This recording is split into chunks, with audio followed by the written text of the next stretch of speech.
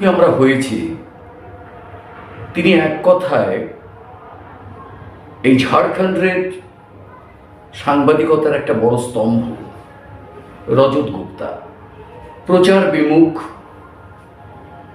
সব সময় নিজেকে প্রচারের বাইরে সরিয়ে রাখেন, অথচ উনি এই ঝাড়খণ্ডের একটা বিখ্যাত কাগজ, বিশিষ্ট কাগজ যে রাষ্ট্রীয় খবর, তার সম্পাদক, দীর্ঘদিন সম্পাদনা করছেন। সাংবাদিকতায় সবাই এই ঝাড়খণ্ড ওনাকে গুরু বলেই মানেন।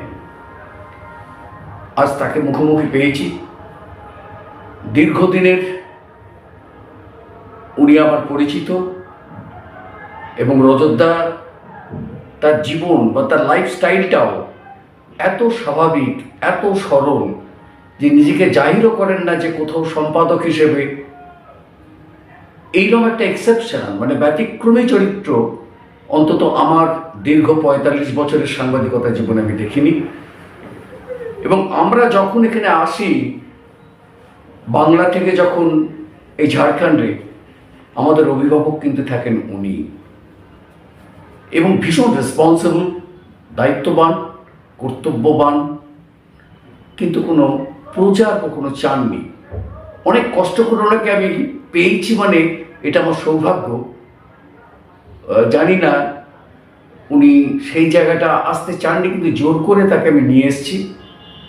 তো রজতদার কাছে শুনবো যে প্রেস ক্লাবে আমরা আছি, সেই প্রেস ক্লাবের সংক্ষিপ্ত করে একটা ইতিহাস, এবং তার চেয়েও সবচেয়ে বড় কথা যে আজকের যে আপনার দীর্ঘ অভিজ্ঞতা, সেই দীর্ঘ অভিজ্ঞতার পরিপ্রেক্ষিতে এই ঝাড়খণ্ডের সাংবাদিকদের যে অবস্থা, আপনি একজন সম্পাদক হিসেবে যে এত বড় একটা ইউনিয়ন, ন্যাশনাল ইউনিয়ন অফ জার্নালিস্টের একটা বিশাল দায়িত্ব কাঁধে নিয়ে আছেন, তো সেক্ষেত্রে আপনার বক্তব্য, মূল্যবান বক্তব্য সাংবাদিক কুলের জন্যে এবং পত্রিকার আগামী যে কি অবস্থা সেই সম্পর্কে আপনার যে দূরদর্শিতা, সেটি জানতে চাই রজতদার কাছে। প্রথমে আমি বলে রাখি, উনি কিন্তু ঝাড়খণ্ডে থাকলেও ঝাড়খণ্ডের বাসিন্দা, ঝাড়খণ্ডের সব, কিন্তু উনি অসাধারণ বাংলা বলেন, এবং বাংলাতে প্রথমে শোনার পরও ঝাড়খণ্ডবাসীর উদ্দেশ্যে আমি অনুরোধ করব সেটাকে আবার হিন্দিতে বলবেন, একই প্রশ্নটা থাকবে। প্রবীরবাবু যে প্রশ্নগুলো করেছেন ওর সবকটার মানে কি ডিটেইলড উত্তর দিতে গেলে প্রচুর সময় লেগেই যাবে। তবে আমার যে জার্নালিস্টিক এক্সপিরিয়েন্স, সে অ্যারাউন্ড 45 ইয়ার্স, তার ভেতরে আমরা দেখেছি তখনও কম্পিউটার আসেনি। ওই লেটার টাইপিংয়ে নিউজ পেপার তৈরি হয়, ওখান থেকে শুরু হলো, তারপর লাইনো টাইপ এলো, তারপর মোনো টাইপ এলো, তারপর কম্পিউটার এলো, তারপরে এখন অটোমেটিক প্রিন্টিং, সিটিপি, আর এর ভেতরেই আবার একটা নতুন যুগের উদয় হলো সোশ্যাল মিডিয়া, ওয়েবের থ্রু দিয়ে। এই সব চেঞ্জগুলো আমরা দেখেছি, জীবনে দেখেছি, কাজ করতে করতে শিখতে হয়েছে আমাদের এই করে। ঠিক।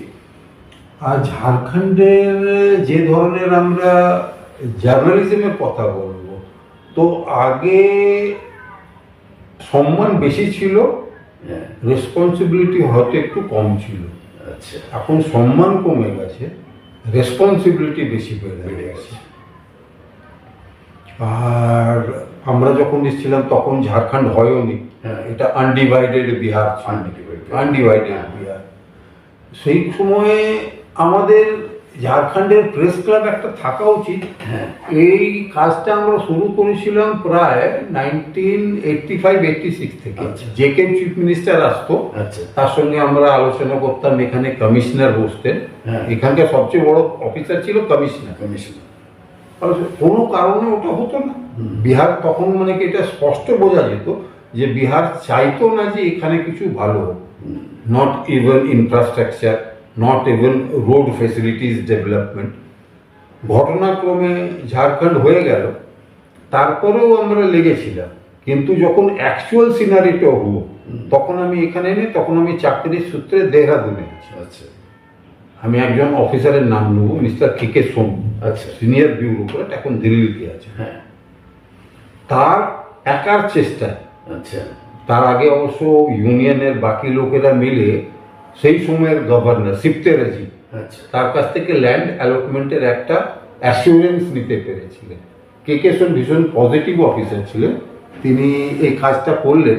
আর এই প্রেসটায় জার্নালিস্টদের জন্য তৈরি করার পেছনে কে সোনের অবদান সবচেয়ে বড়। আচ্ছা মানে এই পুরোটাকে ঠিক সময়ে আর উইথ পারফেক্ট কোয়ালিটি, হ্যাঁ এটা উনি মানে সপ্তাহে একদিন আসতেন এখানে চুপচাপ দেখতেন। হ্যাঁ। উনিও মানে পর্দার পেছনে থাকা লোক, আচ্ছা আচ্ছা কিন্তু এখন সিনিয়র বিউরোক্রেট, দিল্লিতে পোস্টে যাচ্ছে। উনি আর ওনার বউ আচ্ছা। দুজনেই আইএস। কে সোন আর ওনার বউ হচ্ছেন আরাধনা পট্টনায়ক, আচ্ছা আচ্ছা আচ্ছা ওরা দিল্লিতে এখন আছে আচ্ছা। ডেপুটেশন। আর ঝাড়খণ্ডে এখন ধরুন ইউনিয়নের কাজ করতে গেলে অনেক ধরনের লোকসান হয়, কেননা আমি এখন নিজের পেপার চালাই, হ্যাঁ। কিন্তু এর আগে আমি নিউজ পেপারে কাজ করতাম। হ্যাঁ নিউজ পেপার ম্যানেজমেন্টের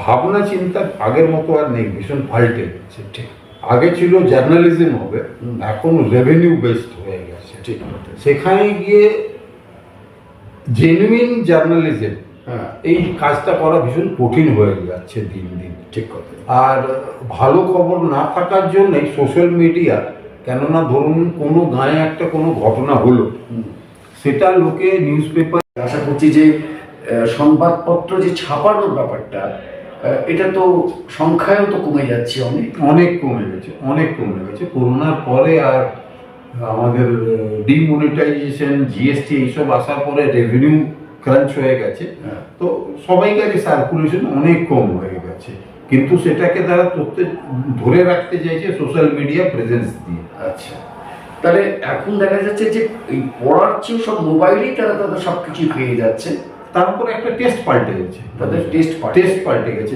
স্পেশালি আমি বলছি ইয়াং জেনারেশন, হ্যাঁ ওরা পুরো নিউজ পেপারে শুধু নিজের ইন্টারেস্টের হেডিংটা দেখবে, হ্যাঁ। যেখানে দেখতে পাবে আছে ওটাকে ক্লিক করে পড়বে, হ্যাঁ। বাকি পুরো নিউজ পেপারটা সে পড়বে না। কিন্তু আরেকটা আছে হ্যাঁ। যে এখনো যারা সিরিয়াস রিডার, হ্যাঁ তারা টিভি সোশ্যাল মিডিয়া কিছু দেখো, হ্যাঁ। আগে পরের দিন সকালে সেই নিউজের কনফার্মেশনটা হ্যাঁ। নিউজ পেপারে চাই। সেটা চাইবে, তার কারণ ওখানে তো বেশিক্ষণ দেখা যাচ্ছে না, এখানে টোটাল না, তারপর সত্যি না মিথ্যে জানা সেটা জানা যাচ্ছে যাচ্ছে না। না। আর এই আজকালকের দিনে মানে গত 6 মাসে হ্যাঁ। এআই এর পরে এত ফেক ভিডিও বাইরে আসছে, হ্যাঁ। লোকে সত্যি মিথ্যে কিছু বুঝতেই পারছে না। তার মানে এখনো প্রিন্টেড যে নিউজ পেপার তার একটা ক্রেডিবিলিটি আর ক্রেডিবিলিটি, অথেন্টিসিটি এখনো প্রিন্ট মিডিয়ার আছে, ওটা সকালবেলায় লোকেদের দরকার, এটা প্রয়োজন আছে, প্রয়োজন। এর থেকে বাদ দেওয়া যাচ্ছে না, না, এটাকে এখনো বাদ দেওয়া যাচ্ছে না, এটা লোকের অভ্যেসে আছে। এটা অভ্যেসেতে আছে এবং তার মানে এটা কমে যাচ্ছে, সংখ্যাটা কিন্তু কমে যাচ্ছে যারা মানে ভালো রিডার যারা। সংখ্যা কমে যাবে। আর এখন রিসেন্ট কারণ আছে, যেমন ধরুন রাশিয়া ইউক্রেন ওয়ার,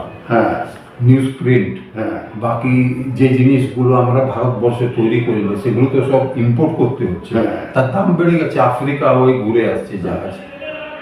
আর লাস্ট একটা প্রশ্ন করি যে আপনি যেহেতু একটা বড় ট্রেড ইউনিয়ন, মানে ভারতবর্ষের সবচেয়ে বড় ট্রেড ইউনিয়ন এই নিউজের সঙ্গে মানে উচ্চ পদে রয়েছেন, তো সেক্ষেত্রে আপনাকে বক্তব্য যে স্মল অ্যান্ড মিডিয়াম নিউজ পেপারের ঠিক এই সময় কি অবস্থাটা রয়েছে? Small and medium news paper দেখুন, প্রেজেন্ট গভর্নমেন্ট, হ্যাঁ। কোনো রাগ ডাক না রেখে আমি বলছি, হ্যাঁ। প্রেজেন্ট গভর্নমেন্ট চায় না যে small and medium news paper বা টিভি চ্যানেল বা সোশ্যাল মিডিয়া থাকুক, কেননা এতে বেশি লোককে ম্যানেজ করতে হয়। হ্যাঁ।